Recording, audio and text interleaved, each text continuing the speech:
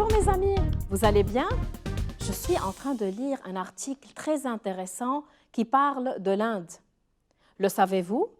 L'Inde est en population le deuxième pays du monde derrière la Chine. L'Inde se trouve en Asie du Sud. Sa superficie correspond à peu près à 6 fois celle de la France. C'est donc un grand pays. Où peut-on trouver des informations? Dans des livres, des encyclopédies, des dictionnaires, des manuels ou aussi sur des sites Internet. Parfois aussi dans des revues, des magazines ou des journaux.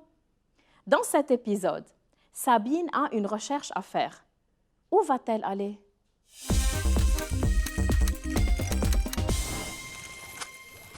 À la bibliothèque.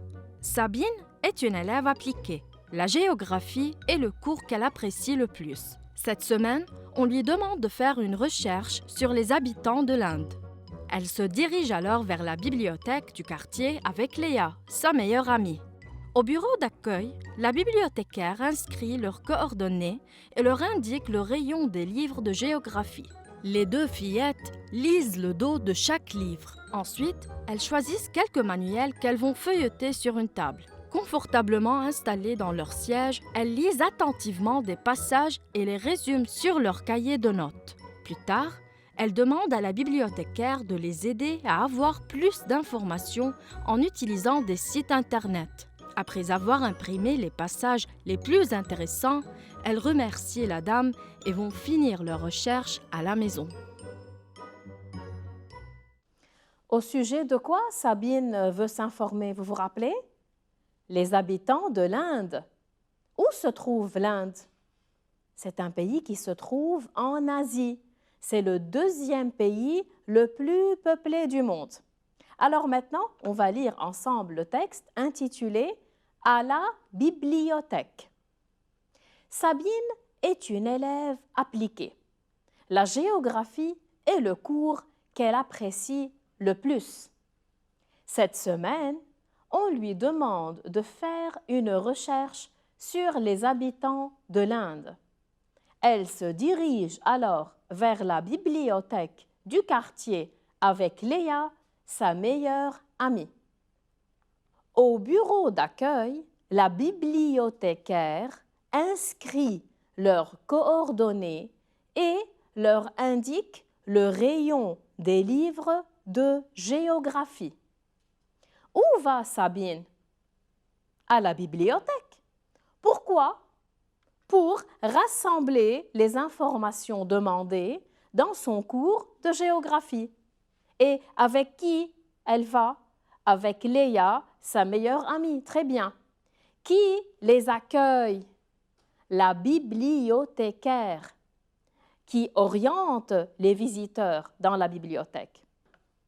Au bureau d'accueil, la bibliothécaire inscrit leurs coordonnées. Remarquez bien cette phrase. Par quoi peut-on remplacer leur?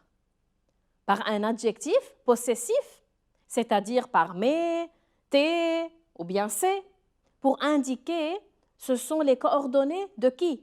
Coordonnées, c'est-à-dire le nom, l'adresse ou leur numéro de téléphone. Si Sabine était seule, on aurait dit la bibliothécaire, remarquez bien, inscrit ses coordonnées. C'est donc un adjectif possessif qui s'accorde avec le nom qu'il détermine. Puisque coordonnées est au pluriel, leur est au pluriel aussi. C'est pour cela qu'on met un S à leur, parce qu'il est suivi d'un nom au pluriel. Donc, avant le nom, si leur est un adjectif possessif, il doit s'accorder. Et remarquez maintenant cet exemple ici. Quand on dit « Au bureau d'accueil, la bibliothécaire inscrit leurs coordonnées et leur indique ». Remarquez le deuxième leur. Peut-on remplacer le deuxième leur par un adjectif possessif? Par « mais », par « tes » ou « c'est » ? Non. Est-ce qu'on peut le remplacer par un groupe nominal? Oui, on va dire alors la bibliothécaire indique à Sabine et Léa le rayon des livres de géographie. Ici, c'est donc un pronom personnel qui est invariable. Il est toujours singulier. Il vient avant le verbe et ne prend jamais S. Bravo. Voyons maintenant la suite. Les deux fillettes lisent le dos de chaque livre. Ensuite, elles choisissent quelques manuels qu'elles vont feuilleter sur une table. Confortablement installées dans leur siège, elles lisent attentivement des passages et les résument sur leur cahier de notes. Plus tard, elles demandent à la bibliothécaire de les aider à avoir plus d'informations en utilisant des sites Internet. Après avoir imprimé les passages les plus intéressants, elles remercient la dame et vont finir leur recherche à la maison.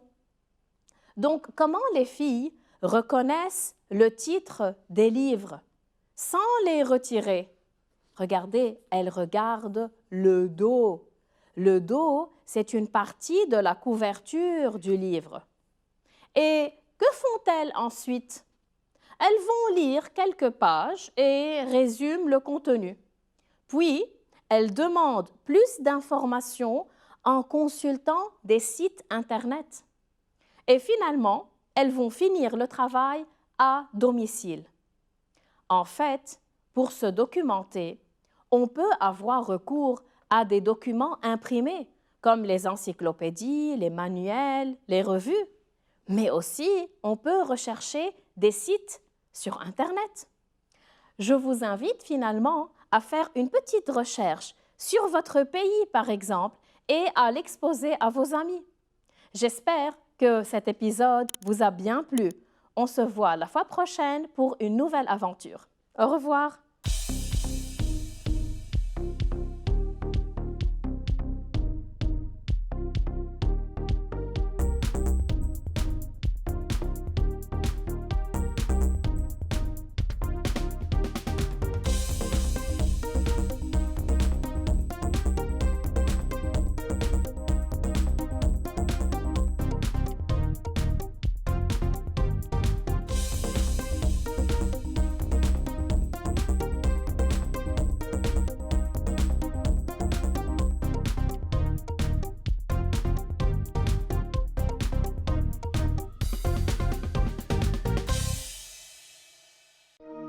لمشاهدة المزيد من الحلقات زوروا سات7 بلس.